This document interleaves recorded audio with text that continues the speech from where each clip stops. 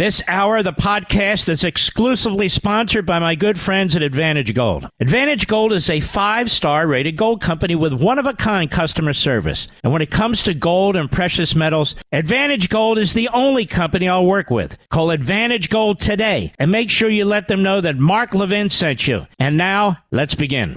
He's here. He's here. Now, broadcasting from the underground command post, deep in the bowels of a hidden bunker, somewhere under the brick and steel of a nondescript building, we've once again made contact with our leader, Mark Levin.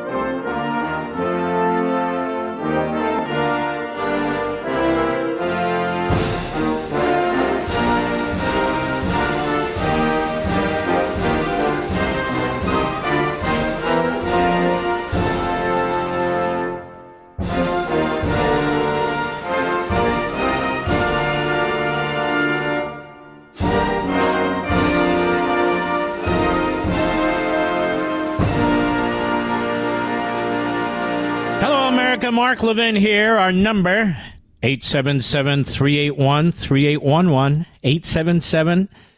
877-381-3811. You remember, it wasn't that long ago, 4 or 5 years ago, when the Mueller report came out. The Mueller report came out. You remember that? And our friends at MRC Newsbusters, they wrote that Attorney General William Barr's inclusion of the phrase "does not exonerate" in his summary of the Mueller report. Does not exonerate, said Bill Barr. That is, it does not exonerate Trump. Has become a much-needed security blanket, this is back 4 or 5 years ago, for liberal journalists for the past 24 hours. CNN, commentators, correspondents, they just looked at them. They keep repeating, does not exonerate. Does not exonerate, does not exonerate.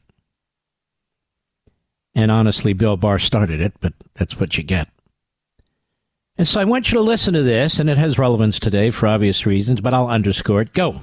Vindication on collusion, yes. Exoneration on obstruction, not so much. Total exoneration, that's not what it says in here. It is no exoneration. There's also a direct quote that says, while this report does not conclude that the president committed a crime, it also does not exonerate the president. It said it did not exonerate him. It did not exonerate him. Mueller specifically says, well, this report does not conclude that the president committed a crime. It also does not exonerate him. He lied today when he said, I've been fully exonerated. He could not be exonerated. he does not exonerate. But he's not exonerated. he was not exonerated. President Trump was not exonerated. Did not exonerate the president. Mueller didn't exonerate Trump. He is not fully exonerated. Not exonerating. Specifically not exonerated. And it wasn't going to completely exonerate the president, which it didn't. So, not to pat myself on the back. But I think that this does not exonerate. Does not exonerate. Does not exonerate. Does not exonerate. Did not exonerate. Doesn't exonerate. Doesn't exonerate. Does not exonerate. Does not exonerate. Doesn't exonerate. Does not exonerate President Trump either. Wow. Now, if we had a montage today on Biden, does exonerate, does exonerate, does exonerate, does exonerate, does exonerate, be the opposite. Just shows you what a bunch of lousy lice these people are. Did I say lice? Makes sense, though, doesn't it? It just shows you. Really doesn't matter the issue. They're like a conga line. They're like the Rockettes. Well, actually, I wish they were. But ugly Rockettes, if you know what I mean. Slobbering themselves, bouncing around on the stage. Left foot up, left leg up, right foot up. They just repeat themselves. No exoneration? Yes, exoneration. And whatever the Democrat Party spews, they spew and vice versa. That's the way it works. And I still insist and argue that Liz Cheney needs to be investigated. She needs to be, giving testimony under oath. And the media is pushing back, of course.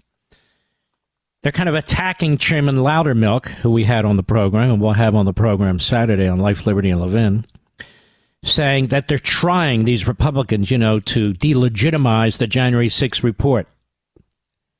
What kind of a report is that? It's just so grotesque. It's so preposterous. So they're trying to, why don't they look at the report? It's 81 pages long. There's a lot of information in there that's relevant. I think important. But I wanted to discuss this. TikTok. No, Mark, it's TikTok. Oh, okay.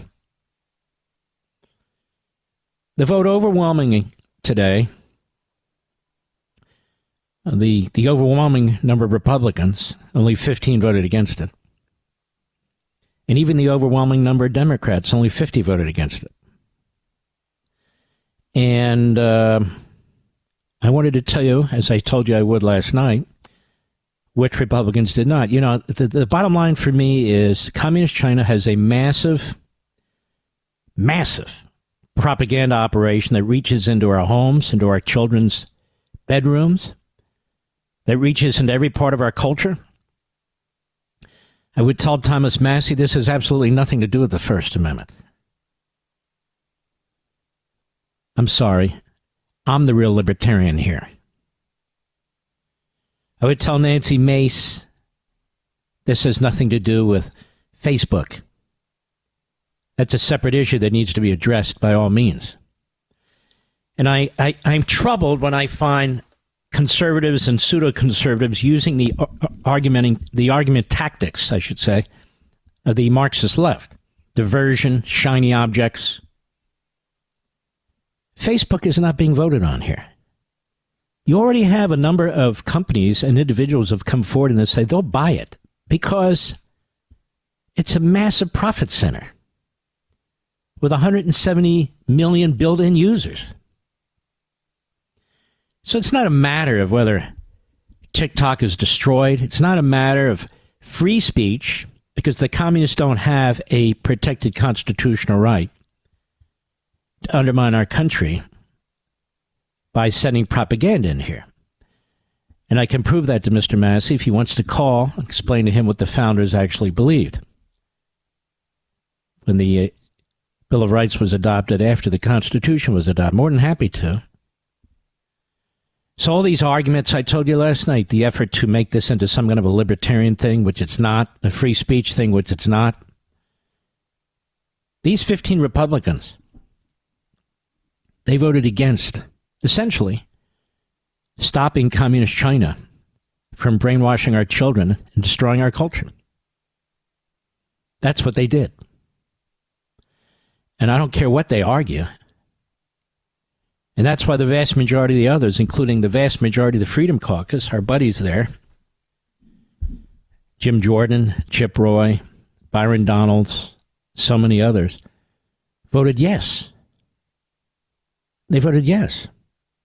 And then the argument goes, well, we can't trust the government with this company. Why is the government buying the company? Well, somebody will buy the company or some group will buy the company and they'll use it like they did Twitter, which is now X. Or they'll use it like Facebook is being used. This is bizarre. Those are separate issues that must be and can be addressed. But we actually have the communist regime that's doing that and much more and much worse. So there's not a hypothetical, there's not an alternative argument. This is taking place today as I speak. I mean, why is Communist China funding Confucius Institutes in our colleges and universities? Why is Qatar spending billions and billions of dollars in our colleges and universities? Why is the Hamas network spending a fortune on students for justice in Palestine and other terrorist supporting organizations? Why are they doing it? They want to overthrow our country. They want to destroy it. And we've seen it in our streets. We see it in our streets. The attack on American history. The attack on the founders and the framers, the attack on the Declaration, the attack on the Constitution. We see it all. And Communist China's behind a lot of it. And they're going to make a free speech argument? I don't know. Did Tokyo Rose have a free speech right? I'm just sitting here thinking, oh, no. You can't stop her broadcast. No. To violate free speech rights. That is about as stupid an argument as I've ever heard, that this is protected by the First Amendment. I've never heard anything so stupid. I don't know. Is espionage and the stealing of information, Mr. Producer, from our contractors and our developers, is that protected by the Commerce Clause? I'm just curious. Is that protected by the Commerce Clause? Of course not. It's not the kind of commerce that we're talking about, any more than communist Chinese propaganda aimed at undermining our country, brainwashing our children, is a First Amendment right. A foreign country does not have that First Amendment right. We have a right to confront it, defeat it, and destroy what they're doing. So the people who are making these arguments are not making genuine arguments. The vast majority, anyway, are making these arguments because they want the campaign dollars from the people who've invested in TikTok, including one billionaire in particular. They make these self-righteous arguments, and there's nothing righteous about them. But it's twisted logic, like with the impeachment of Mayorkas. Twisted logic about the Constitution. Twisted logic. We don't want the government to get into the habit of doing this. Congress is voting on this. This company is not going to disappear. It'll be owned by Americans. Well, you're stealing the communist Chinese property. So what? They're the enemy. I can just see World War II. Well, hold on now. You're stealing Hitler's property. Ooh, you're stealing this. What kind of stupidity? And these are conservatives, or so-called conservatives, who are making these bizarre, and that's right, bizarre arguments as far as I'm concerned. Oh, Mr. Producer, I can't get behind the paywall to name the 15, but actually you sent me an email earlier, didn't you? Folks, I'm having a hell of a time on my computer, so I have to go back to iPhone. Always happens. I have some of the cheapest crap when it comes to, and old, don't we, Mr. Producer? Cheap and old. That's where that's cheap and old. Just kind of like Joe Biden. But I want to give you this information. It's very, very important. Let's see here. I will find it, come hell or high water. And Mr. Producer just sent it. Okay, I'll tell you what. We're going to take a brief break, and I will have it. I want you to hear the names, and I'll be right back. Mark Levin.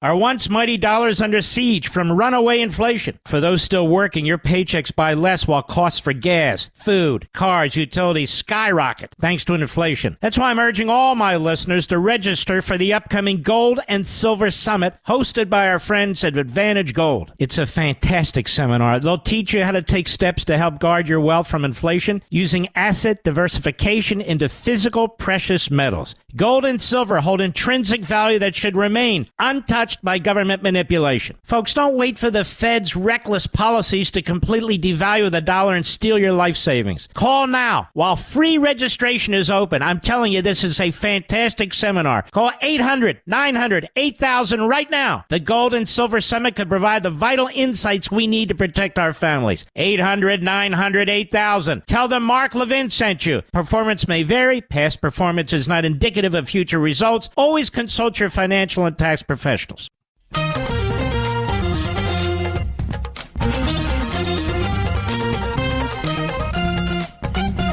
Here are the Republicans who voted the wrong way. And despite all their twisting, despite all the static, despite all the so-called principled arguments, the fact is if they had had their way, and let's hope the Senate takes up this bill and passes it, that communist China would still be in our bedrooms, in our kitchens, in our homes, in our schools, and everywhere else. Here they are. Andy Biggs, of Arizona, Dan Bishop, who I believe, of North Carolina, Warren Davidson of Ohio, John S. Duarte of California, Matt Gaetz of Florida, Marjorie Taylor Greene of Georgia, Clay Higgins, Louisiana, Nancy Mace, South Carolina, Thomas Massey, Kentucky, Tom McClintock, California, Alex Mooney, West Virginia, Barry Moore, Alabama, Scott Perry, perhaps the one that disappoints me the most, Pennsylvania, David Schweikert, Arizona, and Gregory Stubbe. Greg Stubbe, really? In Florida. Those 15. The vast majority of conservatives voted for the bill. The vast majority of the Freedom Caucus voted for the bill. I just wanted to make that clear, that these are outliers in many ways. And they can wrap themselves in the Constitution all they want. That is a pathetic joke. They can try and get you upset with Zuckerberg and Facebook, because you're already upset with them, and so am I. It has nothing to do with that. You don't give the communist Chinese a pass because of Zuckerberg and Facebook. How stupid is that? There are already offers on the table to buy this TikTok mothership company. So what does it have to do with Facebook? Nothing. All their arguments are smokescreens. And it is too bad.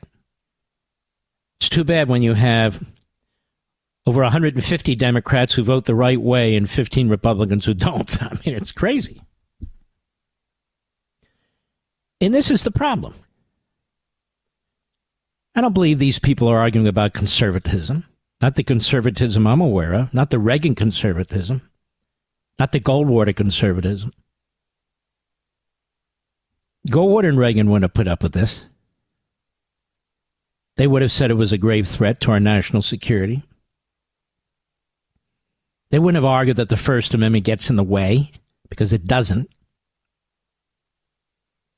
And they would have been appalled by the amount of money being spent by billionaires and others to buy votes and influence votes.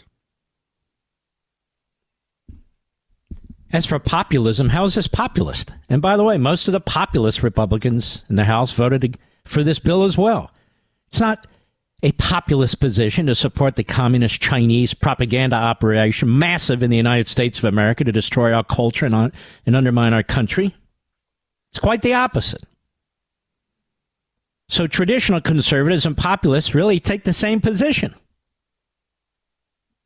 It's individuals who have their own thought processes, or whatever they have, who've taken the position that they take. They don't really represent anybody or anything but their own views, which is perfectly fine. But this is a perfectly ridiculous vote, in my view. Now, when we come back after the bottom of the hour, I want to reacquaint you folks with a man by the name of Thomas Friedman. He's got more Pulitzer Prizes than Joe Biden has hair plugs. Because the truth be told, the Pulitzer Committee is headed by a bunch of leftists who hand out prizes to themselves. I'm going to tell you about Thomas Friedman. I'm going to tell you about his view of the world, whether it's communist China, fascistic Russia and Putin, whether it is Israel, and whether it's our own country. And what a complete jackass this guy is. We'll be right back. Attention, fellow Americans. Mark Levin here with a warning and a solution. I feel like our country's being destroyed by out-of-control spending and debt thanks to Biden and the American Marxists. And your hard-earned savings and retirement could be at risk from their socialist schemes. That's why you should consider Advantage Gold, the best of the best, a U.S.-based company that specializes in helping everyday Americans protect their wealth. They have a simple solution to help you even potentially grow your wealth despite the attacks from Washington. I urge you to register for their upcoming Gold and Silver Summit. It's fabulous. A free online event where you'll learn tips to help safeguard your finances by diversifying into physical precious metals. Call 800-900-8000. Call them right now to sign up securely for this pivotal summit. It is crucial. Tell them Mark Levin sent you for a special bonus. Call 800-900-8000 right now. Performance may vary. Past performance is not necessarily indicative of future results. You should always consult your financial and tax professional. Mark Levin, the most popular conservative author in America. Call in to the Mark Levin Show now at 877-381-3811. Thomas Friedman has been writing at the New York Times a very long time. He was a man born to relatively modest means, but he married into enormous wealth. He currently lives, or recently did anyway, on a compound of about 7 acres in one of the most expensive places in America, the Maryland suburbs of Washington, D.C. And most of the time, this is where he writes his columns from. He's an individual who lived on a kibbutz for a period of time, and most of the kibbutzim, are very left-wing, very liberal. That's where he learned to speak Hebrew, although he said you don't need to understand Hebrew to understand the Israelis. He majored in Middle Eastern Studies and Arabic at Brandeis, another left-wing operation, studied at Oxford University in England, at the Hebrew University in Jerusalem, and American University in Cairo.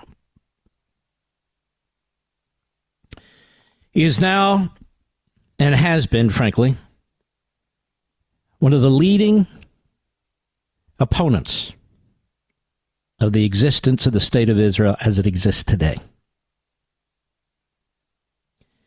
He has spent 2 decades trying to destroy the current State of Israel and replace it with one based on his own imagination. This is the same Thomas Friedman, and I wrote about in Liberty and Tyranny, who some years back praised the communist Chinese regime. At least they get things done, unlike in Washington, where we have all these debates, which, of course, is the point of the Constitution. The guy's not bright. And they couldn't make him smart despite how many schools he went to. I called him out on it over and over and over again. He finally kind of relented. This is a man who used to praise Vladimir Putin as a new kind of leader. Then he realized he was kind of wrong about that, too. But one thing he's been consistent about is his abject hate for Benjamin Netanyahu. Because Benjamin Netanyahu, when he was in a cabinet in Israel, the longest-serving prime minister of Israel, doesn't share Thomas Friedman's view of how to remake and fundamentally alter Israel and the people in Israel. So Thomas Friedman is out to destroy him. Calls Netanyahu an extremist, calls his cabinet an extremist. He does this no matter the different governments that get elected and that Netanyahu leads as prime minister. It doesn't matter. This is the same Thomas Friedman who hates half of this country for not supporting Biden, who hates half of this country for not supporting Obama. He writes about Donald Trump in the most horrendous ways, and yet he writes about Netanyahu more and even more horrendous ways. I've talked about self-hating Jews before, America, just as there are self-hating Catholics and on and on. And Thomas Friedman is their mouthpiece, not their intellectual advocate, their mouthpiece. He'll show up at J Street, which is an organization of self-hating Jews. And despite the fact that Israel is fighting for its very existence, and despite the fact that it's winning under the leadership of their commander-in-chief, Benjamin Netanyahu, they don't want Israel to win. Because according to Friedman and according to Blinken and according to these other truly sick, self-aggrandizing self-haters, they want to rejigger the entire Middle East, where cultures respect each other and and have their shared differences. Where Iran is just as strong as Israel and has atomic weapons to prove it. That the problem in the Middle East isn't terrorism, it's not Islamism, it's Israel. But for Israel, but for Netanyahu, there would be peace in the Middle East. October 7th would never have happened. And on and on and on. This is what Netanyahu and the Israelis have to deal with. From the pages of the New York Times, from Bernie Sanders and his comrades in the Senate, from Tlaib, an outspoken Jew hater, and Joe Biden. The only prime minister Joe Biden has ever liked are the prime ministers who go to him on bended knee, which is exactly what Menachem Begin and Bibi Netanyahu will not do. Thomas Friedman writes piece after piece about what peace should look like. He's basically a mouthpiece for the Biden administration, for the Obama administration, for the most radical elements in our politics. That's why he gets Pulitzer Prizes. That's who it goes to.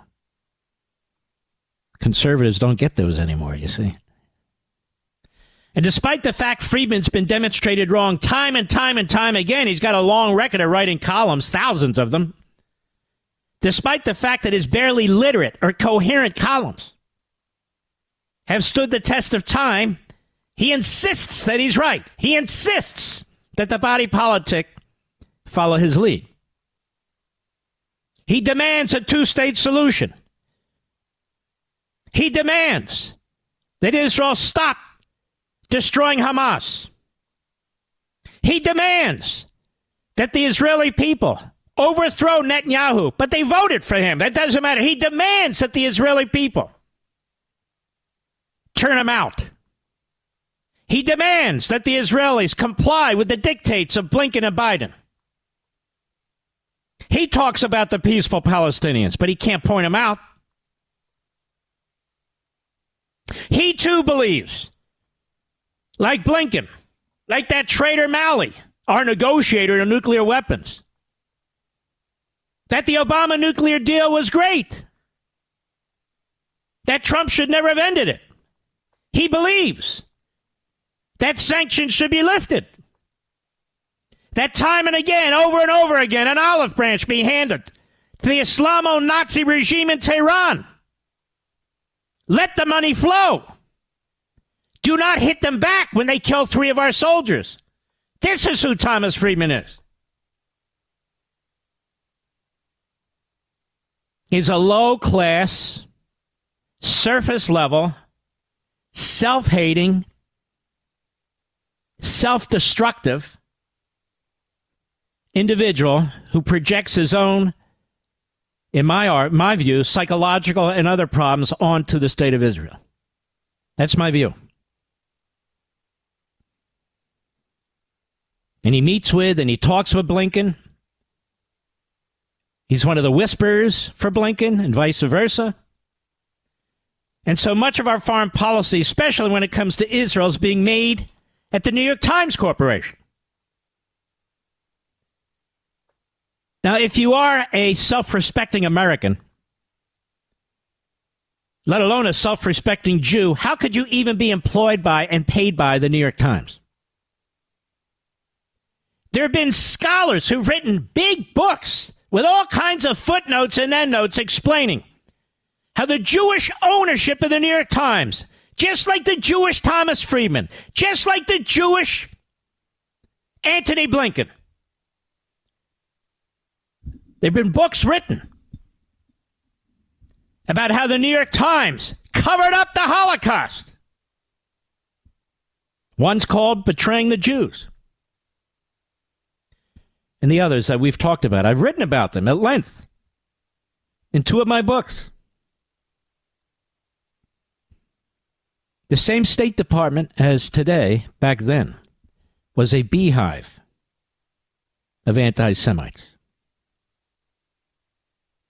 Back then it was the Brahmin types. Today it's the Islamist types. But the end result is the same. Thomas Friedman has a long piece out yesterday. And of course, the left, well, they just think it's fantastic. And what is that piece? Well, here's something I want you to know right now. Right now. This is from the Free Beacon, one of the great sites. Adam Credo, one of the great writers. You haven't seen this on a single news site tonight. Not one. The Biden administration today reapproved a sanctions waiver that unlocks upwards of $10 billion in frozen funds for the Iranian regime. According to a copy of the notice submitted to Congress late today, that is now, and reviewed by the Washington Free Beacon. The sanctions waiver, which has drawn fierce GOP opposition on Capitol Hill, allows Iraq to transfer electricity payments to Iran via third-party countries. The sanctions waiver was last approved by the Biden administration in November, after October 7th, and set to expire this month, putting the White House in a tight position as a mounting chorus of GOP lawmakers expressed concern about sanctions being bypassed. He could care less. He could care less. The authority granted in the latest waivers allows Iraq to convert dinars into euros and transfer payments into the Iranian bank accounts in Oman. Republican foreign policy leaders in Congress raised concerns about the waiver earlier this week, the Free Beacon reported, saying that sanctions should not be lifted on the hardline Iranian regime in light of its support for Hamas and other terrorist proxies waging war on Israel and America and American outposts. And while the regime maintains the funds can only be accessed by Iran to pay for humanitarian supplies, you know, I'm so sick of these lying bastards, you have no idea. Like food and medicine. Critics of the sanctions waiver, I should say, argue that money is fungible, and of course we all know it is. The State Department would not immediately confirm. Let me put it this way. Why would we have sanctions if all it was doing was feeding people? Of course it's ridiculous. Is that what Trump did? No, he put sanctions on to break the back of that regime. And they were working. It's just like the border. Biden reverses course. So the Iranians are stronger. They're more plush with money. They have more arms than ever before. The enemy is on our border, whether it's the Mexican cartels, the communist Chinese pushing poison into our country and so forth. They're flush with money. They've never seen anything like this before either. The only people who aren't are the American people. The State Department would not immediately confirm transmitting the sanctions waiver to Congress, but defended its previous renewals in response to the Free Beacon questions, and it goes on. So the Thomas Friedman, Tony Blinken, Bernie Sanders, Rashida Tlaib agenda is to pour tens of billions of dollars into Iran, pour hundreds of millions of dollars into UNRWA, which funds Hamas and strategizes and participates in their terrorism, including October 7th, to pour hundreds of millions into Arafat's PLO, to make sure that when Iran attacks us through its proxies, that we never, ever, number one, blame Iran, and number two, don't respond by hitting Iran. Instead, all the attacks, all the pressure, all the threats need to be placed on Israel. Richard Goldberg, who we've had on TV, a former White House National Security Advisor member who worked on the Iran portfolio, said the latest version of the sanctions waiver is substantially different than the one issued during the Trump administration. The Biden version, he says, gives Iran far more leeway on how the money's to be used. So they sat there and tried to figure out, and then did, on how to make a sanction a waiver. It's like the phony bipartisan Secure the Border bill.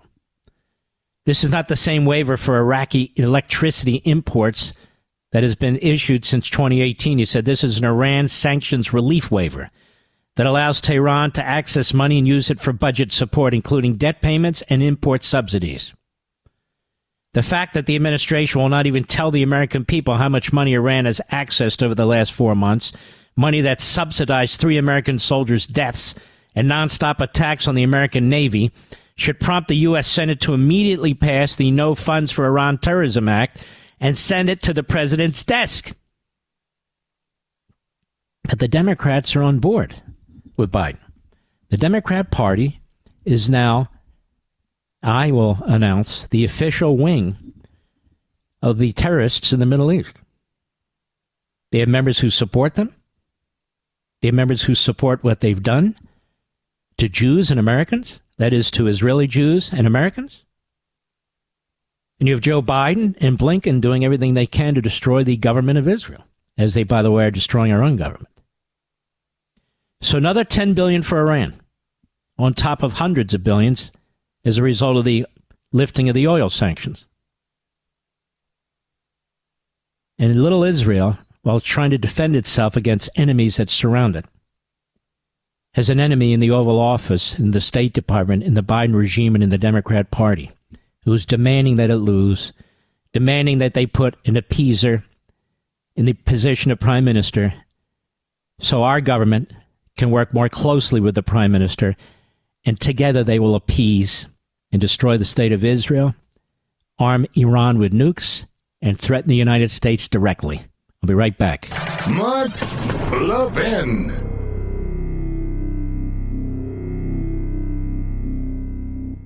My fellow Americans, we're living in very perilous economic times. Washington seems determined to bankrupt our nation with endless stimulus spending. As they devalue our dollar, hard-working Americans like you could lose everything. That's why I urge you strongly, register for the upcoming Gold and Silver Summit hosted by our friends at Advantage Gold. They'll teach you how to help guard your wealth using asset diversification into physical precious metals. Gold and silver can offer a defense against the dollar's devaluation, and the experts at Advantage Gold will explain how you can convert some of your savings into precious metals that can protect and potentially grow your wealth. With currency debasement from Washington and global uncertainty on the rise, gold and silver diversification can offer you some stability. Call 800-900-8000 right now to sign up. 800-900-8000 now. Tell them Mark Levin sent you. Performance may vary. Past performance is not necessarily indicative of future results. You should always consult your financial and tax professional.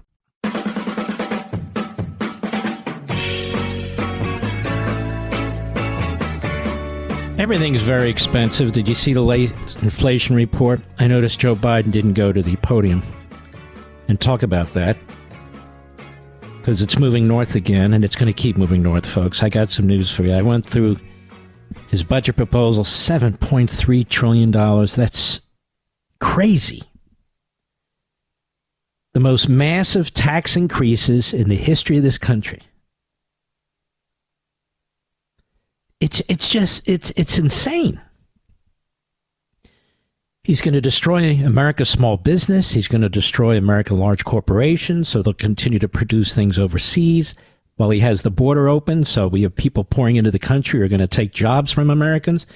This is the policy of an administration that is truly fundamentally transforming America into more of a third world country, but certainly a nation that's in decline. Be right back.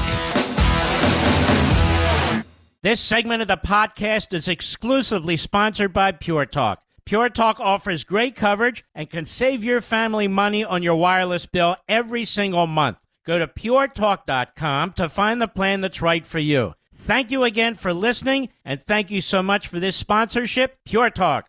He's here. He's here.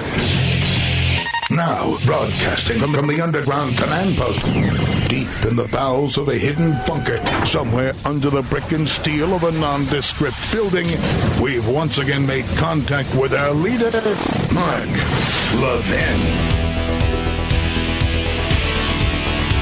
Welcome back, America. By the way, congratulations to President Trump. I mean, he cut through Nikki Haley like crap through a goose, Mr. Producer.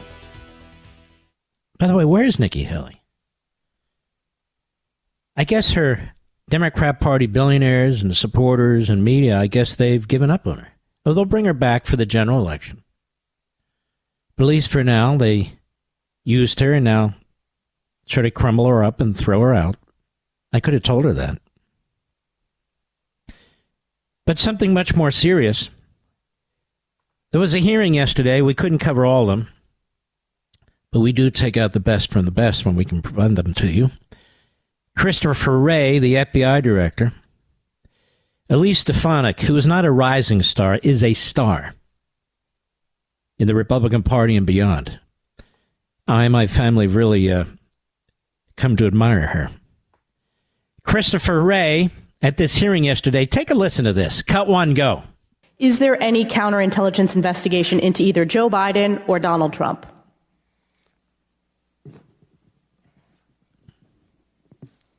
I would just say I'll refer you to the special counsel has. That's not a question about the special counsel. Right. That's a requirement in the IAA of the FBI. Is there a counterintelligence investigation into either Joe Biden or Donald Trump? There's no investigation that I could confirm here, no. Is there a counterintelligence investigation? Again, I'm not confirming any investigation into either candidate. Are you aware that you're required by the IAA to notify Congress of any counterintelligence investigation? And we will comply with the law. Have you already complied with the law? Has there been a notification? I believe we have been in compliance with the law. You believe you have been, or has there been a notification to Congress of any counterintelligence investigation of a federal candidate? I believe we have complied with the law. So he has no idea. So he can keep saying, I believe we have complied with the law. Go ahead. Has there been a counter-intel assessment conducted on either President Biden or President Trump? Again, there's no assessment that I would confirm here in any way. I believe we have been in compliance with the law. How about on an immediate family member, and by that I mean spouses or children, of either President Biden or President Trump? Again, I'm not in the business of confirming, especially not in open hearings, assessments or anything like that when it comes to counterintelligence matters. He doesn't have any idea. That's the bottom line. He's dumbfounded by the question, and the question is important because it compels him to give information to Congress. And what Elise Stefanik is obviously concerned about is that the intel agencies and federal law enforcement may interfere with this election as they had in the 2020 and 2016 elections. That's clearly the case. Clearly the case. Now we have Eric Swalwell, who raises an interesting point. And Eric Swalwell, by the way, he also opposed the bill today that would take TikTok away from the communist Red Army umbrella corporation. Force it to divest. That doesn't mean they wouldn't make billions to sell it in 6 months or lose it.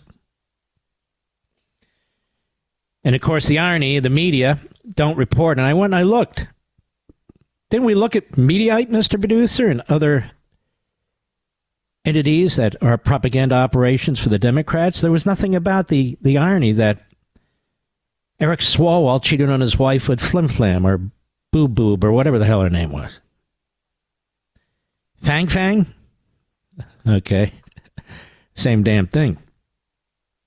And so, of course, it's very important for the Constipated News Network, a.k.a. the Communist News Network, a.k.a. CNN, a.k.a. No Ratings. It's very important for them to bring Swalwell on. Who would know better what the Chinese are doing than Swalwell? I mean, he slept with one of their spies. Cut two, go. So do you think that Donald Trump, if he's elected president again, would prosecute Joe Biden? All right, let's stop. So this is how CNN and MSNBC and the rest of the media work. Do you think Donald Trump, do you think if he's elected, he would prosecute Biden? Who's prosecuting Donald Trump today, Mr. Producer? Biden and his party, right? Do you think Trump would investigate? Excuse me, Brennan. This guy has the IQ of a 17-day-old dog turd is what I was going to say, but it didn't come off well. So I decided not to say that he has an IQ of a 17-day-old dog turd. In any event, so here, do you think that Donald Trump, if he's elected again, will prosecute Joe Biden? I mean, my God, who the hell would do that? How about Biden, you schmuck?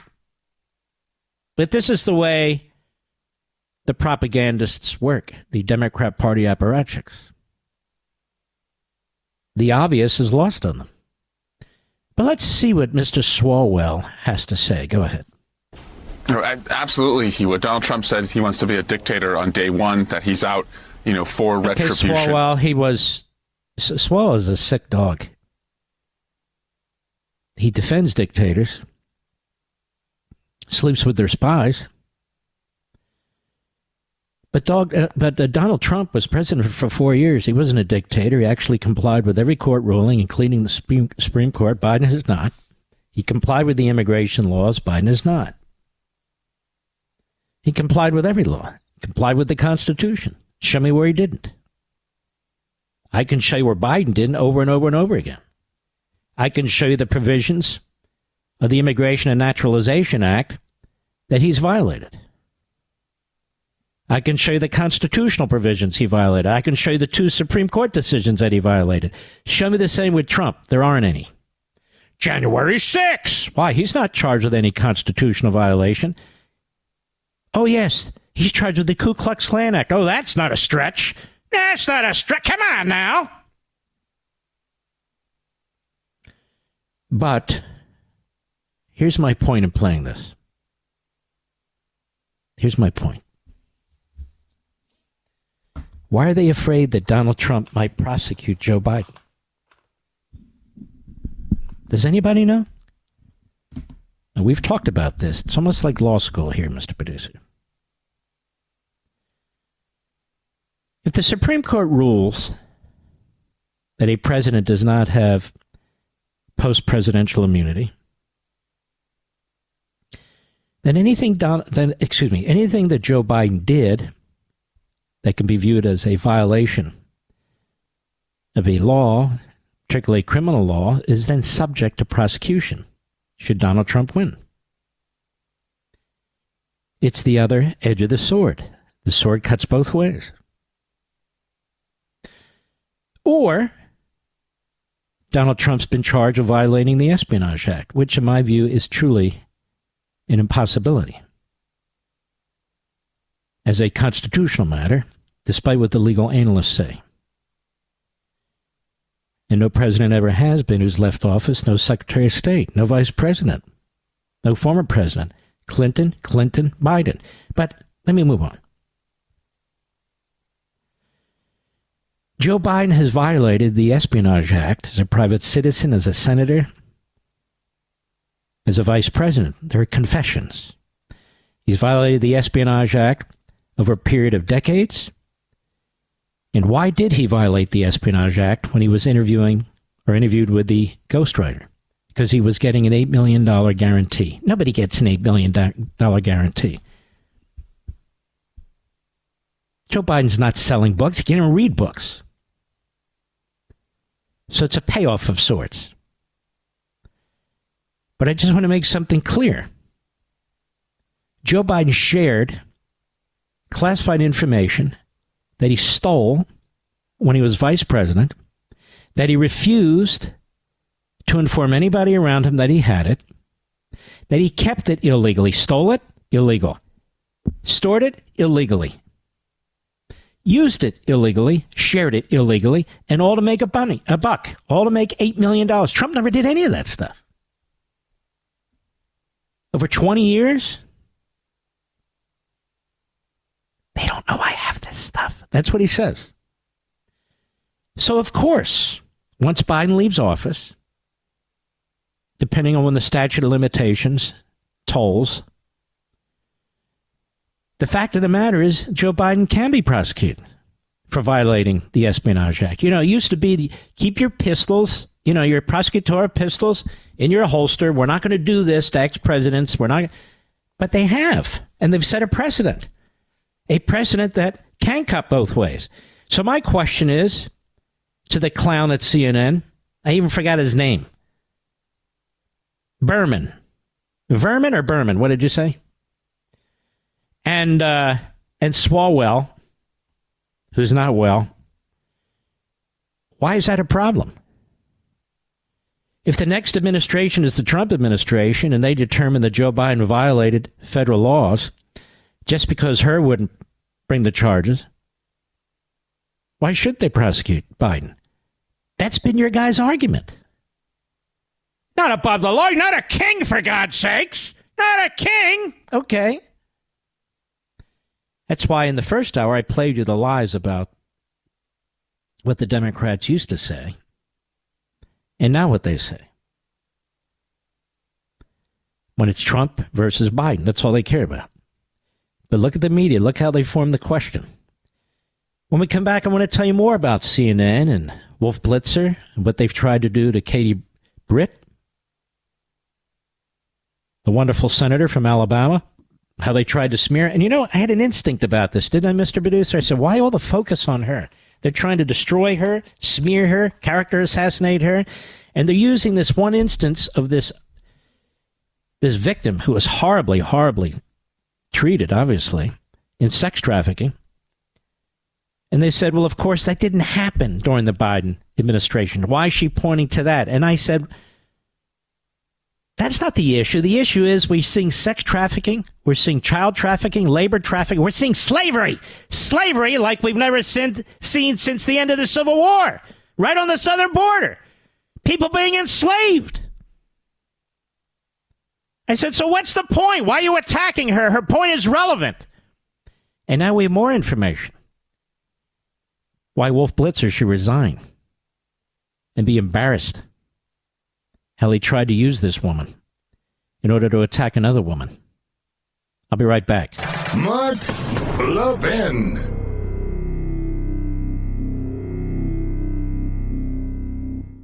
Pure Talk believes in American values and that free should mean exactly that, free. Switch to Pure Talk today and get a free Samsung 5G smartphone. No 4-line requirement, no activation fees, just a Samsung that's built to last with a rugged screen, quick charging battery, and top-tier data security. Qualifying plans start at just $35 a month for unlimited talk, text, 15 gigs of data, and mobile hotspot. Pure Talk will connect you to the most dependable 5G network in America for half the price of Verizon, AT&T, or T-Mobile. The average family saves almost $1,000 a year. So let Pure Talk's expert U.S. customer service team help you make the switch today. Just go to puretalk.com/Levin, Levin, and claim your eligibility for your free brand new Samsung 5G smartphone and start saving on wireless today. Again, go to puretalk.com/Levin to switch to my cell phone company, Pure Talk. CNN was forced to issue a correction to its reporting this week aimed at discrediting a portion of Republican Alabama Senator Katie Britt's State of the Union rebuttal, in which she included the tragic story about an unnamed sex trafficking victim to emphasize the effect of the ongoing border crisis. Now, notice CNN isn't focused on the border slavery aimed at children and women. Notice they don't send correspondents down there to report on it. They don't give a damn at all. They defend Biden. They defend these bipartisan bill and all the rest. So they're going to go after Katie Britt, who highlights it as a disaster for people, real people with real lives. That victim of sex trafficking was later identified as Carla Jacinto, who faced immense brutality from the ages of 12 to 16 at the hands of traffickers in Mexico, which Britt detailed in her rebuttal. CNN paraded that young lady, Jacinto, in front of its audience over the weekend with an appearance on the network and in a subsequent story in which it made a number of claims attempting to derail Britt's portrayal of the story. So they're trying to destroy Senator Britt's reputation. They're trying to create a caricature of her, and they're trying to divert attention from the real issue. From the real issue. To Britt.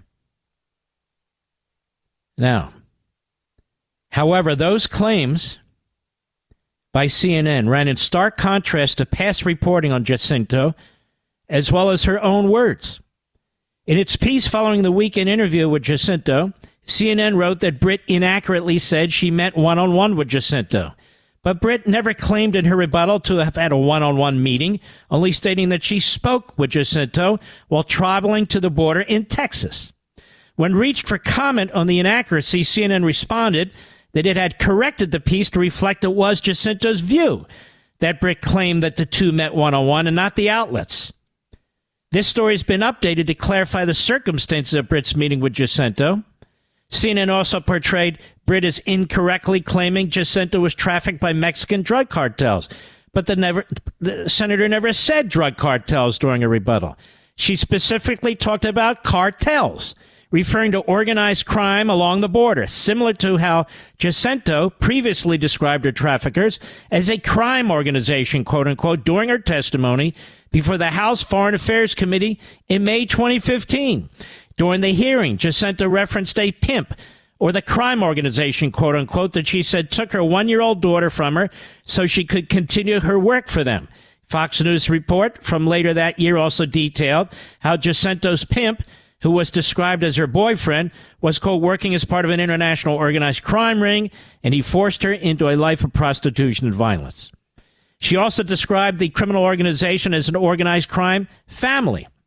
Jacinto has talked about being trafficked on numerous other occasions, including during a roundtable discussion with Britt, as well as Senators Marsha Black, Cindy Hyde-Smith, Senator of Mississippi, in January 2023, in which she said she was almost trafficked in the U.S. at the age of 14.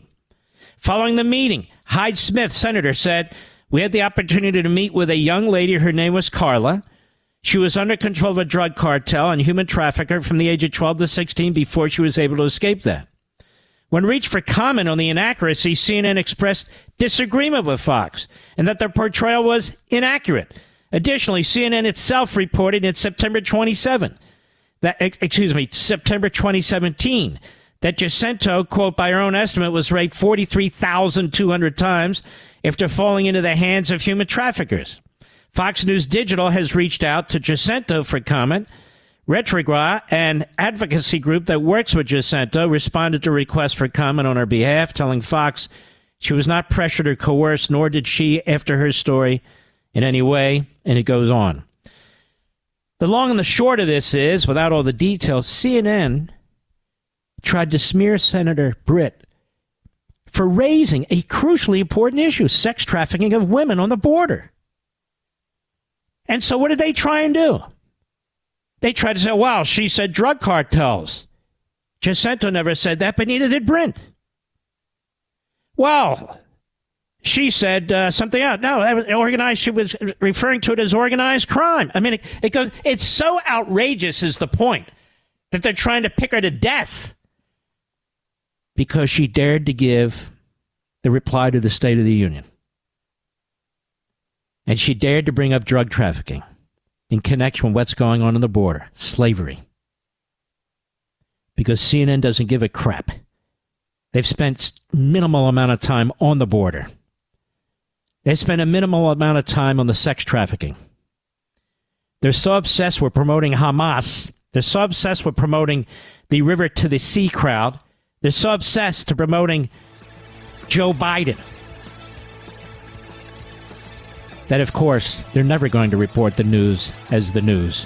I'll be right back.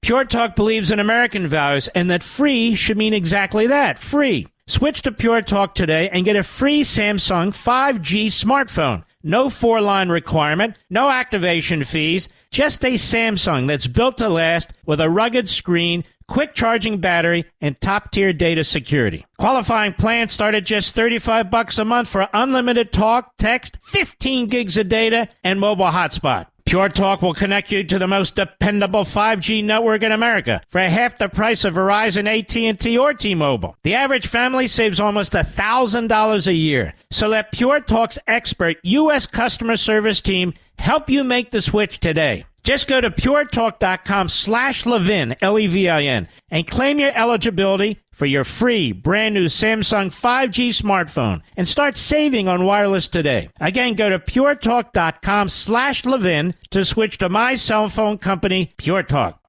Mark Levin, America's Tyranny Hunter. Call in now, 877-381-3811. Mike Lee was on fire today, and we're going to get to that.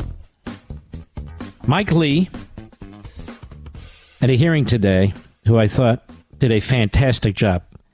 And the reason I'm doing this is because we have budget issues coming up. We have national security issues coming up. We have judicial issues coming up. We have investigative issues coming up.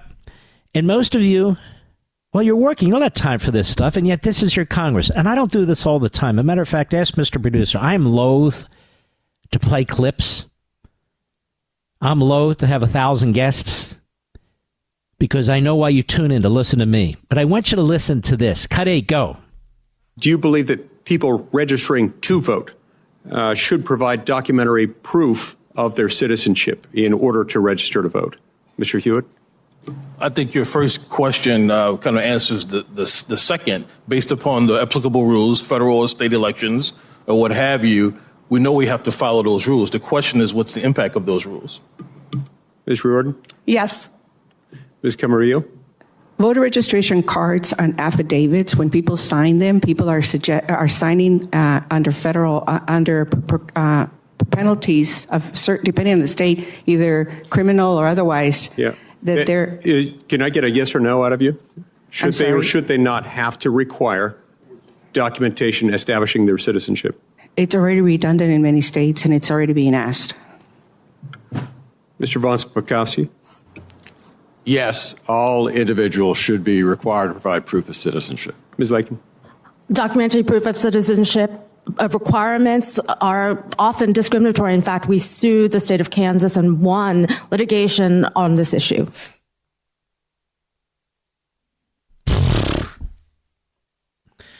No, you shouldn't have to show ID to vote. You shouldn't have to show any ID to come across the border. You shouldn't have to show ID to get generous government benefits. But if you want to go to the White House, you better have multiple forms of ID. If you want to go to Congress, you better have multiple forms of ID. If you want to get into a courthouse, you better have multiple forms of ID.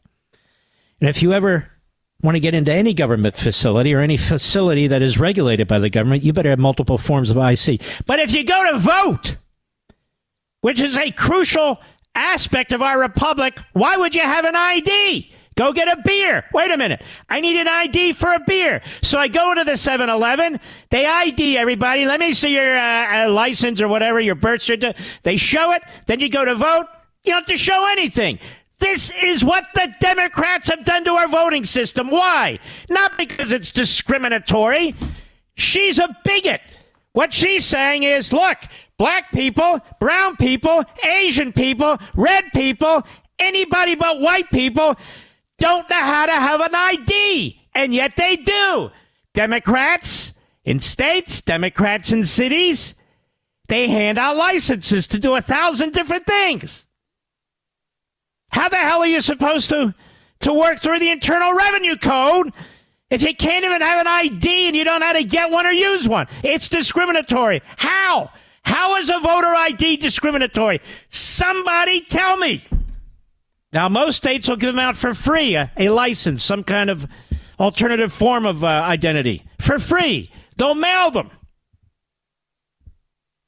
Landmark Legal has been involved in litigation like this. It's a lie. It's a ruse. So why are they lying? Because they want illegal aliens to vote. Because they want people to vote twice. And it's easier to get away with it if you go to dense areas and you can't keep up with the voting and who's voting and manage who's voting. Voting in and of itself is not a great moral accomplishment, because if people vote who aren't supposed to vote, or they vote more than once, or they vote for other people, or they vote for dead people, that doesn't make that vote a wonderful moral achievement. It makes it a crime. It's just like the word law and justice, two different things. There's law and there's justice, but all laws aren't just. All votes aren't legal. It's not that everybody should vote. It's that everybody who has a legal right to vote, and vote once, and vote for yourself. We can't have voter ID. It's discriminatory. And then when you really press, as we did in litigation, give us 5 examples. They don't have 5 examples. They don't have any examples. None. None. So they don't want voter ID. That's another reason the border's wide open. And if you dare to raise it, I got proof. How do you have proof? How can you even prove a negative when there are millions of people voting?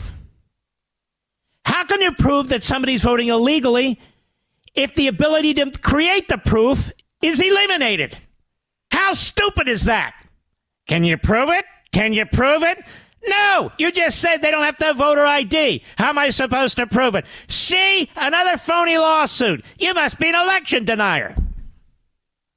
So they enshrine, they institutionalize the criminality. They put it in the law. And then they tell you, as I discussed before, the law is just. No, the law is not just. It's being used by the unjust to commit criminal acts and to prevent any ability to get to the bottom of what's going on. That's the definition of injustice. And a corrupt system. They have corrupted the voting system.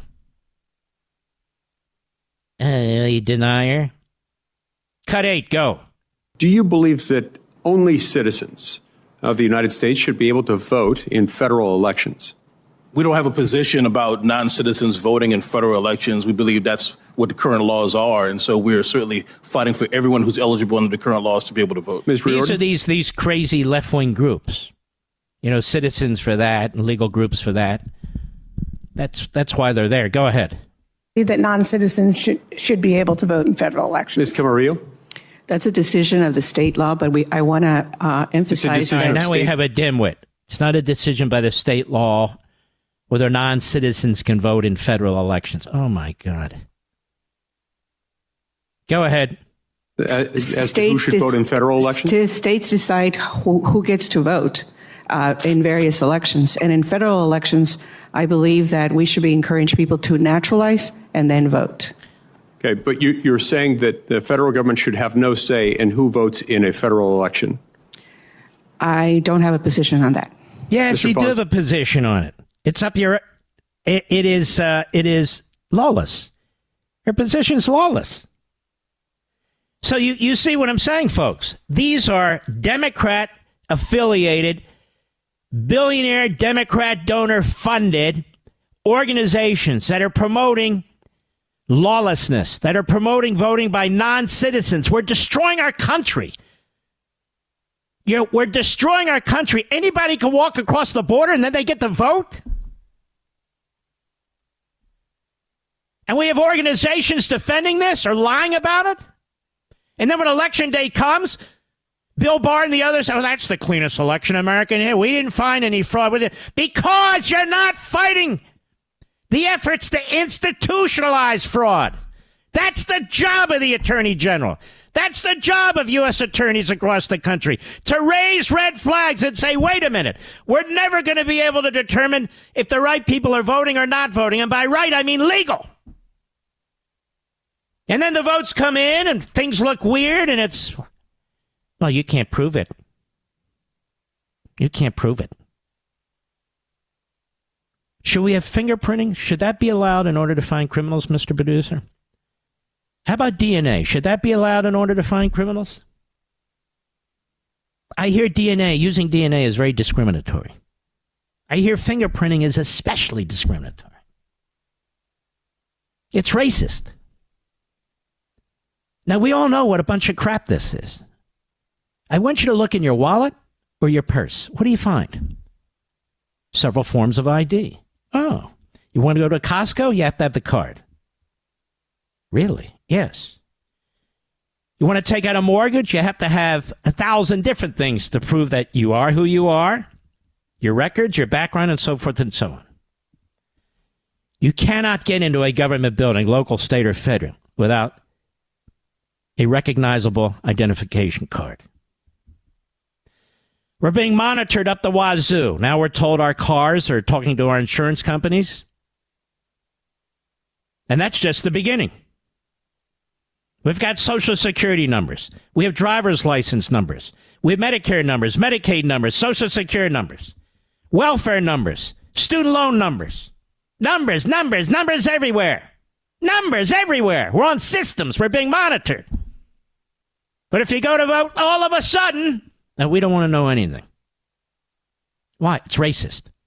Well, how come it's not racist when the TSA wants to see you? Well, we don't know. And we're supposed to buy into all this. And there's groups with tens of millions of dollars who push this. They hire legal slip and fall ambulance chasing puke lawyers to go into these states to make these arguments in front of Democrat judges in blue states. Well, you have a point there. You have a point there, Mark Elias. You know, I hadn't thought about it that way. You're right. We'll strike down what the legislature did because, after all, we're the court. We have the final say on everything. You're an elected hack. No, I'm a judge. See the robe I'm wearing? Yes. See the whole environment here? I have an actual courtroom that has, stained wood on the walls. Yes. I have a beautiful desk. I wear a black robe. From time to time, we bring in what we call a jury. Yes. We have 2 tables for prosecutions and defense. Yes. I have a gavel. Love my gavel. Yes. So I'm a real live judge. And so we all agree voter ID is discriminatory. It's actually racist. No, we don't. Oh, yes, we do. Therefore, I find it illegal. You're going to blow off the entire state legislature? Yes, why not? And you can't prove any fraud, can you? No.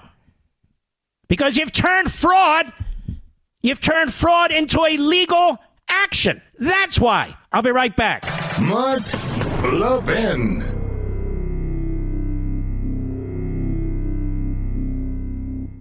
Pure Talk believes in American values and that free should mean exactly that, free. Switch to Pure Talk today and get a free Samsung 5G smartphone. No 4-line requirement, no activation fees, just a Samsung that's built to last with a rugged screen, quick charging battery, and top-tier data security. Qualifying plans start at just $35 a month for unlimited talk, text, 15 gigs of data, and mobile hotspot. Pure Talk will connect you to the most dependable 5G network in America for half the price of Verizon, AT&T, or T-Mobile. The average family saves almost $1,000 a year. So let Pure Talk's expert U.S. customer service team help you make the switch today. Just go to puretalk.com/Levin, Levin, and claim your eligibility for your free brand new Samsung 5G smartphone and start saving on wireless today. Again, go to puretalk.com/Levin to switch to my cell phone company, Pure Talk.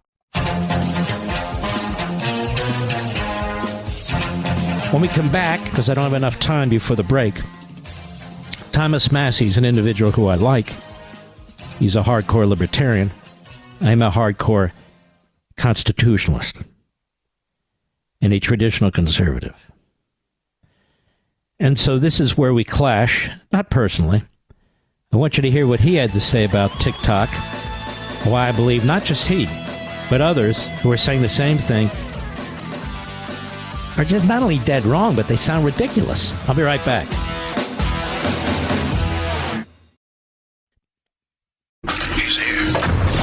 He's here.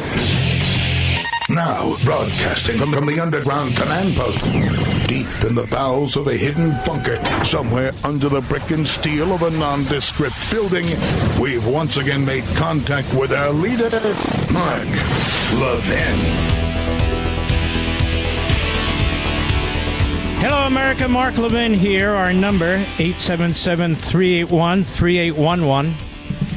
877-381-3811. We have a guest on that I didn't originally plan to have on.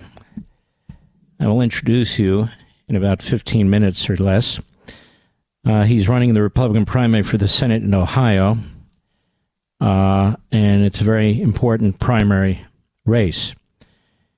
And this gentleman is backed by President Trump. He's backed by other conservatives in the state, and his opponent in the primary is a rhino. So this, and I must confess, I hadn't heard about this race. Can't watch them all. There's other things to do, but this one seems to me to be quite important. In the United States Senate, 8 Democrat senators led by Bernie Sanders have come together to start a movement within the Senate, within the Democrat Party, demanding that if Netanyahu and Israel don't accede to the demands of Bernie Sanders and Biden, that military aid to Israel be cut off, Mr. Producer. Did you see that? that they literally cut off support for Israel. Now, Bernie Sanders and this gang of Hamas 8, they have not said to Joe Biden, they have not said to the press that they demand that Joe Biden stop funding Iran. They have not said to Joe Biden or demand that Joe Biden stop funding Hamas, stop funding the PLO, stop funding the Houthis. You know, you got to go through the list of all the sadistic, monstrous organizations, but you get the drift. No such demand has been made of Joe Biden. The demands haven't been made by the New York Times or CNN, by MSNBC or the Washington Post. The demands haven't been made by Schumer, another self-hater. No. So 8 Democrats got together in the Senate. And I want Democrats who listen to this show, and others of you who know Democrats, isn't it about time that they understood who stands for what? Joe Biden is the biggest enemy in the Oval Office the state of Israel has ever experienced. It's not even close. This entire administration is organized against the Israeli people. Joe Biden simultaneously is the biggest, I would argue, traitor in the Oval Office. What do you mean by that, Mark? You don't fund our enemies. I mean, it's even worse than appeasing them. Neville Chamberlain appeased the Nazi Germans. He didn't fund them. Joe Biden not only appeases them, he provides them with billions directly and indirectly while he has his foot on Israel's throat. Is this okay with liberal Democrats? Is it okay? Is it okay with liberal Jewish Democrats? I'm curious.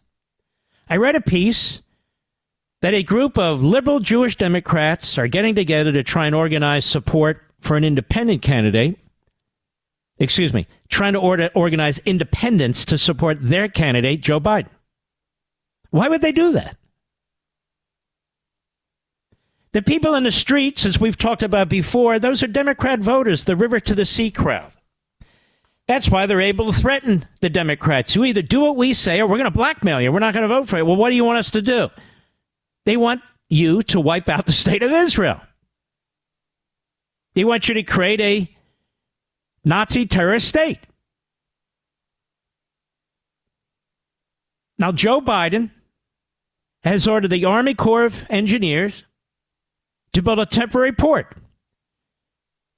Now, who are they building a port for? Oh, the Gazans. No, they're not. They're building a port for Hamas. Over 60% of all food and medicine that we pay for and that is sent to Gaza goes to Hamas. And in turn, according to former Prime Minister Bennett, they turn around and sell it to the other Palestinians for a huge profit. You know who else is profiting off this war? Egypt. They're doing the same thing.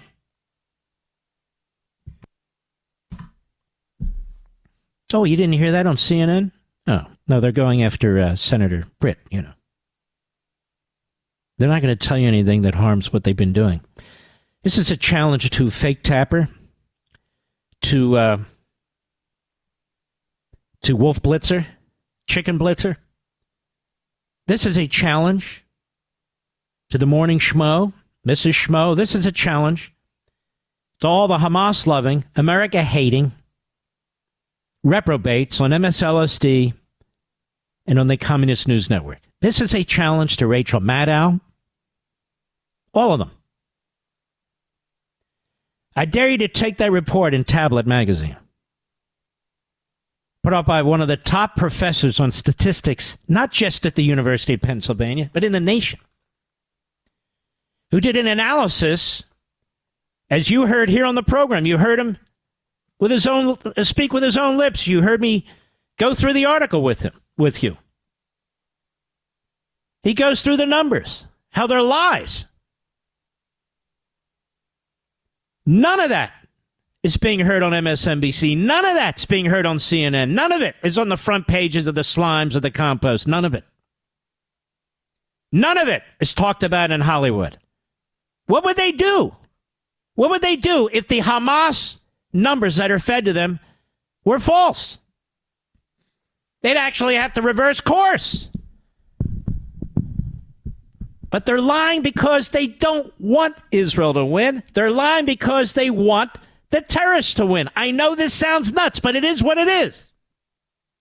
Because you see, the terrorists wouldn't be terrorists except for the fact they've been oppressed for so long. They want to go back to their homeland. They don't have a homeland with the Israelis. No, you don't. It's a homeland. They're fed this crap by the Biden administration. They were fed this crap by the Obama administration. Of course, the media, they regurgitate it. So, Fake Tapper, I know you stalk me. Your staff stalks me. Do it. Do it. Chicken Blitzer. I know his name's Wolf. Chicken Blitzer. Do it. Why won't you do it? Spend your resources not on smearing Katie Britt, but on telling the truth about the statistics. Bring on your own statistician. Why don't you do that? Notice they've never done that either. They've never brought on experts on numbers, looking at the numbers from Hamas. They just regurgitate them. How about the Sunday shows, the moderators? Do it. George Stephanopoulos, the hitman for Biden. Excuse me, the hitman for Clinton. Well, the hitman for both, actually. All these phone morning shows where they do cooking and then smile and then push their Marxist propaganda. Hey, that's fantastic. So let me ask you this. Yes, I can use sort of leftovers in the fridge and in the pantry and put together at the last minute this magnificent blueberry muffin. You certainly can, but I don't have any blueberries. But you can call it a blueberry muffin. Just use food coloring. Oh, that's fantastic. And now to George Stephanopoulos. Hamas says that. That's kind of how it works. I'll be right back. Mark Levin.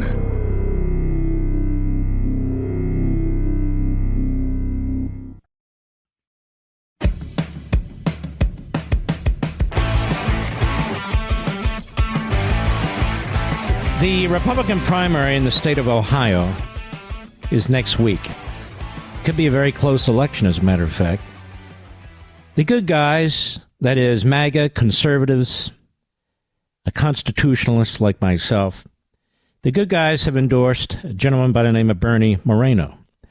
And then the rhinos have endorsed his opponent, Bernie Moreno. How are you, sir? I'm doing great, Mark. Thank you for having me, and thank you for fighting for this country like you do. Well, I appreciate that. So tell my audience, we have a number of affiliates in Ohio. Tell our audience why you're the guy, why they should come out, vote, make sure they vote, and vote for you. I was born in Colombia, South America, Mark, and the greatest gift I ever got was my mom and dad bringing me to this country. This country means everything to me. This country has given me more blessings than I could possibly have ever imagined. And what I've watched over my lifetime is career politicians that have gone to D.C. and have told us one thing. They promised us smaller government and delivered us every Congress a bigger government. And we're at the point, Mark, where if we don't win this next election, we're going to lose this country. And I'm not going to sit by and watch that happen. So I'm jumping into the fray to get in there to help save this country from going down the communism, Marxism path, which is what happened to every country in the continent that I came from. Tell us a little bit more about yourself. What have you been doing? Because you haven't been doing a lot of politics, which to me is a very positive thing. Oh, no. I never would have imagined in my wildest nightmare being in running for public office. Not something I aspired to do. As a business guy my whole life, I got to Cleveland about 20 years ago. I had the opportunity to buy a tiny little car dealership, put every cent I had in my life into buying that dealership, maxed out my credit cards, took out the biggest loan I possibly could, sold every possession I had, and turned that one tiny little dealership into one of the largest dealer groups in America. I then started a technology company that uses blockchain as the underlying tech to make car titles digital. I sold all of my operating businesses to focus on this, which is this going to run for the U.S. Senate. And I'm committed to make this happen, Mark. And the most important thing you got to know about me is because I wasn't born in this country, I can't be president of the United States. And I've committed to serve exactly 2 terms. Now, Mark, my wife makes it clearer. 3rd term, second wife. Well, look, if you turn out to be one of the greatest senators of all time, I wouldn't be so sure that you should do that, but that's fine. What are the main issues there? In Ohio, people understand the border is an existential threat to this country. We're seeing crime, drugs, sex trafficking, human trafficking come across our border in a way like we've never seen it. Joe Biden and the Democrats are operating the largest sex trafficking, human trafficking, drug dealing operation in modern history. They are the ones responsible for it. We got to stand up and be clear. If you claim asylum, you're only going to come here legally. And if you are claiming asylum, you wait in the previous country. We finish the wall, deport anybody that's here illegally, and wipe out the drug cartels. This can be done, but it's not going to be done with spineless, cowardly Republicans who bend the knee to the woke mob, who bend the knee to the corporate media, and just don't do what they told their voters they would do. Mm-hmm. Now, your opponent, the establishment, they're lined up against you, correct? Yeah, I mean, this is a guy whose family owns the Cleveland Indians. They changed the name because they thought it was racist. Dennis Prager said something, Mark, here in Medina, Ohio, not too long ago that I think you'll appreciate. He said if they called it the Cleveland Jews, everybody would cheer because they've been looking for fans for 3,000 years. Yeah. So the idea that the Cleveland Indians is racist is insane. Imagine that guy who bends to the woke mob going to Washington, D.C. Mm-hmm. I didn't know the word Cleveland was racist. There you go, exactly. And the ultimate part of that story is that it was an honor. They named it the Cleveland Indians to honor the first Native American in baseball. It's ridiculous. This is also, by the way, a guy who increased gas tax, voted against natural gas being green energy. He's all for windmill and solar subsidies. He's a big government Republican. Oh, yeah, take Mitt Romney and Liz Cheney and create a love child, and that's Matt Dolan. Mm. And let me ask you this. I mean, does he have any pull there? I mean, are people rallying around him? What's going on with his campaign? Well, it's the last gasp of the Bush, Cheney, Rhino, swamp creature establishment versus America First group. He has a lot of money. He fundraises by calling his mom and dad, so he can get $10, $20, $30 million to fund a campaign. And then he puts ads out there that says he's the most conservative, that he's against, that I'm for amnesty and he's against it, when in reality, it's exactly the opposite. As you know, in politics, there's not a lot of truth in advertising, but he's convincing some people. But we have President Trump coming out here on Saturday, and we're going to win this thing. Mm-hmm. You are backed by most conservatives, aren't you? Yeah, we got, of course, our great new Senator, J.D. Vance, Jim Jordan, of course, President Trump, Mike Lee, Rand Paul, Ted Cruz, Kristi Noem, Vivek Ramaswamy, Charlie Kirk. We got the entirety. So you don't need me anymore. Of course I do, Mark. You're the missing link, the one we needed. A great one puts us over the edge. Well, obviously, I'm going to endorse you. We get the great one, it's all over. I'm going to endorse you and endorse you strongly. And you came to my attention, honestly, by my stepson, David M., who you may know. I can't give out his name here. But the fact of the matter is, yeah, he's a good guy. And he said, this guy endorsed him. I said, but what's he stand for? He said, Mark, he stands for everything you stand for. And that's quite clear. And I think you'd be a great senator. So I want to throw my name on top of the others. I absolutely endorse you. We're going to put your contact on our social sites here. Anybody who wants to help you, you don't have to be from Ohio, wouldn't hurt, but anywhere in the country. We need to win these seats. And then you're going to run against a true radical. Oh, yeah, this guy's a true believer. He's a full-blown communist. This guy, by the way, went to Yale to study Russian studies, not because he was curious about Russian history. He studied communism. And this guy's been running for office since Richard Nixon was in office. Mm-hmm. This guy's a disaster for Ohio. We're going to win this thing, Mark, especially now that the great one's with me.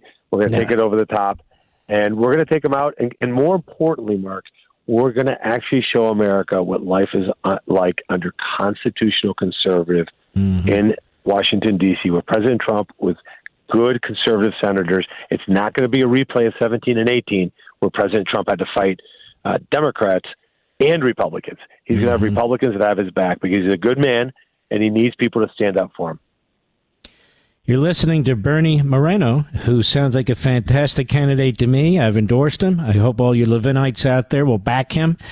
The Ohio primer, I guess it's next Tuesday, right? Tuesday. They can vote tomorrow. They can vote on Friday, Saturday, Sunday, and Tuesday. Well, get out and vote early.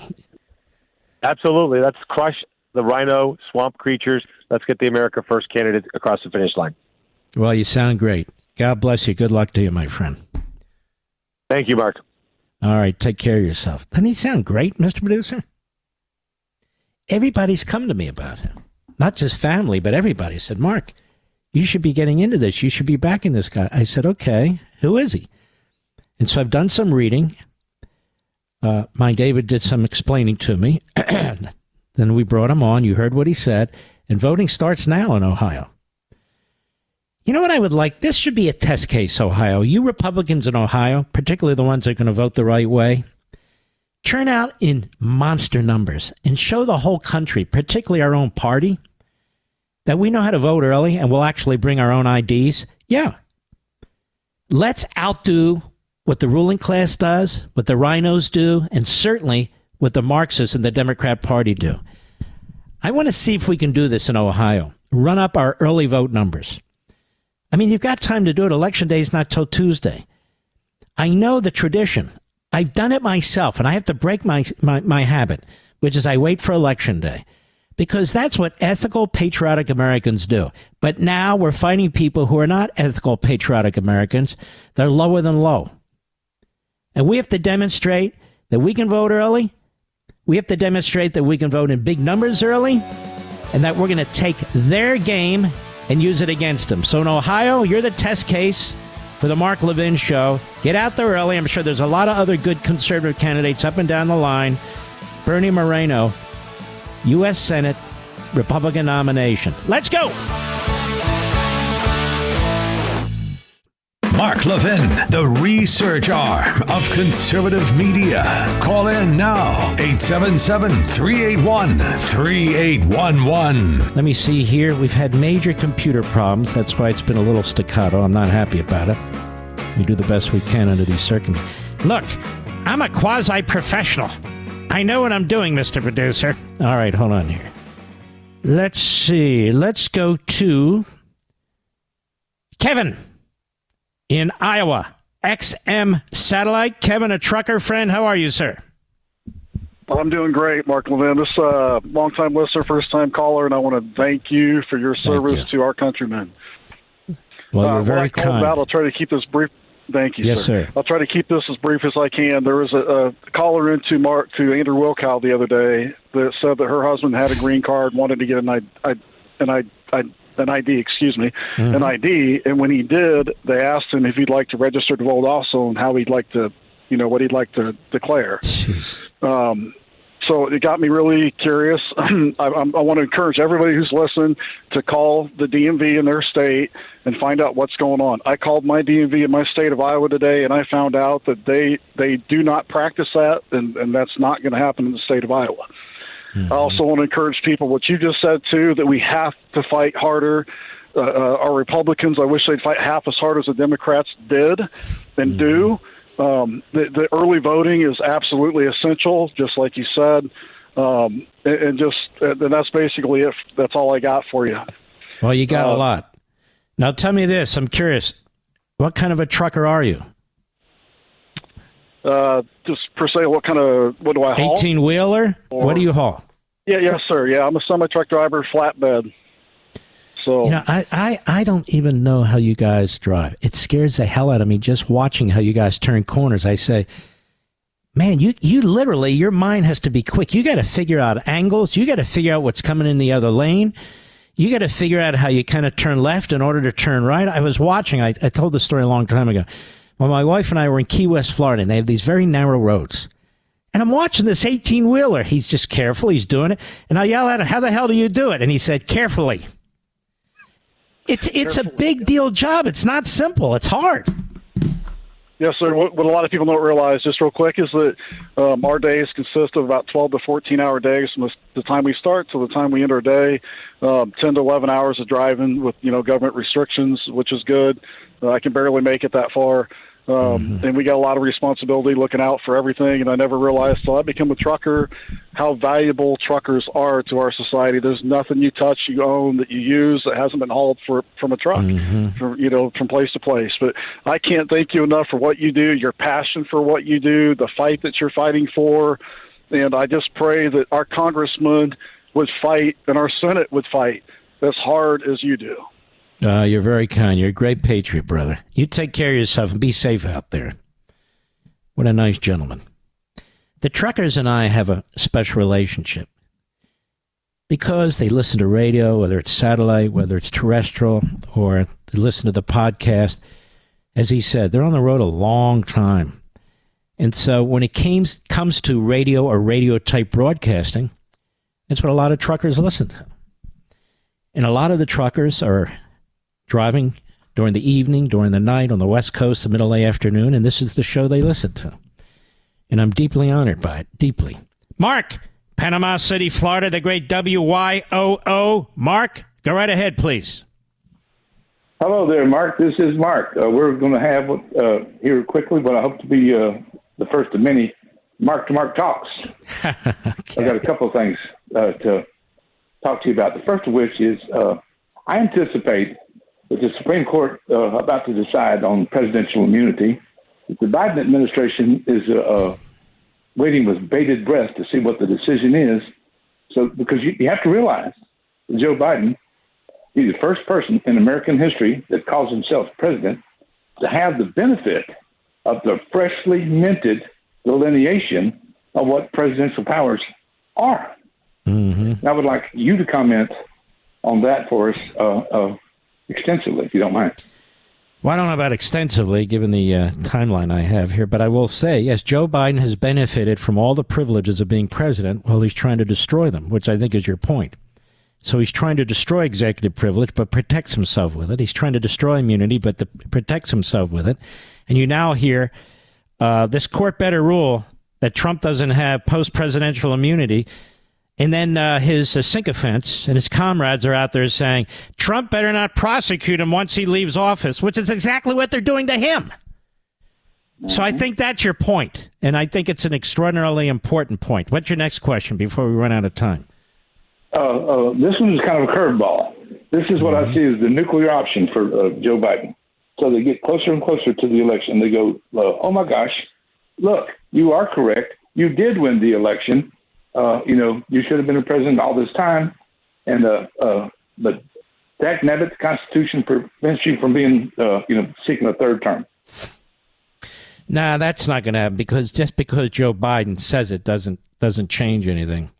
The fact that the Congress counted the Electoral College votes and they counted him for him as president, he's president. He can't say, well, you won, therefore. So that's the way it is, unfortunately. All right, my friend, thank you for your call. Great calls. Let's slip in another, shall we? Ralph, Westchester, New York. How are you, Ralph? Hi, Mark. Big fan, long-time Rush fan, etc. Thank you. Let me get right to the point because it's brief. Okay, so this guy, Hurd, special counsel, whatever, comes up with this line about no reasonable prosecutor would prosecute this crime. And I said to myself, wait a minute, that sounds like Jim Comey with Hillary Clinton. Mm-hmm. They use the exact same phrase. That's why. So my question is, how could they act as a judge when I should be in a grand jury and listening to this and deciding whether it's guilty or not? They shouldn't be able to do this judging. You are 100% correct. And he says no jury would find them guilty. Yeah, if you took him outside of a 92% pro-Biden voting population and put him on one that was a little more, 50-50, yeah, they'd convict him. The real impediment to indicting Joe Biden is the practice of Republican and Democrat administrations that you can't indict a sitting president. But my point has been, Ralph, that do you think Jack the Ripper Smith would even care that that's been the position of Republicans and Democrats since the Constitution is silent on that? Don't you think he'd go plowing ahead? He'd do it anyway, and he'd say, well, let the courts sort it out, and then go ahead and indict him? I think that's what Smith would do. No. But my problem is the FBI is using the same line they used against him in 2016. Which line? That no reasonable prosecutor would go in. And it's not the FBI, it's the prosecutor in this case. But you're right. The FBI director and the prosecutor are using the same line. They lay out a case for multiple felonies. And then in Comey's case, he says, but the gross negligence standard is not as specific intent crime. I don't want to get into the weeds. Under our criminal statute, and so I can't say she had specific intent when she clearly did. And this guy says, look, Biden's an imbecile. No jury's going to convict him, not in Washington, D.C., therefore I'm not going to bring the charges. And just to underscore your point, sir, the way a prosecutor is supposed to work is not predicting with some degree of certainty conviction or not.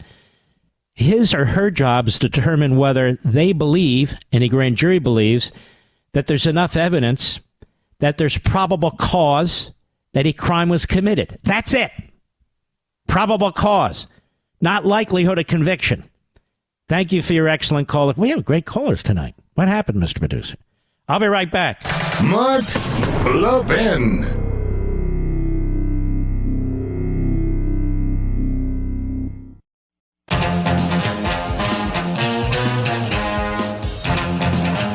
All right. I'm looking, Mr. Producer, you know. If people could see this, I think they'd be astonished by how I'm able to do this, Mr. Producer. In fact, if you could see it, I think you'd be astonished by how I'm able to do this. All right. Let's see here. I'm doing my best, America. You know, we're going to have to skip it. Who do we have on the phone, Mr. Producer? Jason, Eureka, California. Eureka, my brother. On the Levin app, Mark Levin app. How are you? Mark, how you doing, my brother? I'm doing okay. Thank you, sir. Outstanding.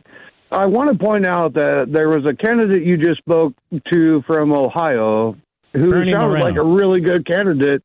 And Yeah. if I were able to vote for him, I would. Yes, sir. Now, there's also a candidate in District 23, I believe, in Texas by the Yeah. name of Brandon Herrera. Really? Now, How do you know Brandon Herrera? You're in California. he is a YouTuber that is a gun tuber, if you will. And he ran for Congress, and he forced a runoff. All right. Unfortunately, I'm not familiar with every candidate who is in every primary in 435 districts in America. But thank you for your call. What am I supposed to say? For all I know, he's running against other conservatives. I can't say, oh, good. Gentleman's not vetted. This isn't GOP radio. And when I try and endorse, I want to endorse where I think it's going to make a difference. I can't get involved in a primary where there could be 3 conservatives running, for all I know. In every corner of the country. That guy's in California. He's promoting a guy in Texas because he's a YouTuber. Okay, that's cool. But, you know, that's fine. Who else do we have, Mr. Producer? Ray, South Carolina, the great WORD. Go ahead, Ray. Hey, brother, how are you tonight? I'm good, bro. How are you? Well, I was on my way home from prayer meeting tonight, and I heard your broadcast about illegal aliens voting. There's a law on the books right now, and I believe it was 1996, but I'm not sure about the date. But that law states that any illegal alien that votes must be deported. Doesn't say should be or can be. It says must be in the law. So how many of but them the problem is when we have a president and an administration that's not enforcing the law, I mean, they're not supposed to be here in the first place, right? Amen, brother. I think we should go down there on the border and just annihilate anybody who tries to cross because they're invading our country. No, we can't just annihilate them. But people are frustrated because our government is supposed to be protecting us. And our government's not. Our government is, in fact, exposing us. All right, sir. Thank you for your call. Next, Mr. Producer. Go. On Sirius, Bob in Norman, Arkansas. Bob, how are you? How you doing, sir? I'm doing great, brother. Hey, I got a question for you. Yeah. Didn't Joe Biden say that the white male Christian is the problem for America? I don't know. He says so many damn racist things. I can't even keep track of them, to be honest with you. Oh, I know, but here's my question. He is supposed to be a devout Catholic. correct? Yeah, but it's obviously not. Look at his position on abortion. It's absolutely extremist. Well, I know that, and you know that. But what I'm saying is, so he, being a quote-unquote devout Catholic, is a problem to this nation, too, because he's a white Christian male. All right. Thank you for your call. Where we're going with that. Well, let's see here. We have... I don't have enough time for a caller. I apologize. I want to thank all the callers who did call. Maybe we'll do more of that from time to time. You're absolutely terrific. Where'd this show go? We salute our armed forces, police officers, firefighters, emergency personnel, our truckers, freedom fighters all over the world, our friends and brothers in Ukraine, and I want our brothers and friends in Israel to know we have your back. And most of all, I want to thank you, great patriotic Americans. God bless each and every one of you. I'll see you tomorrow.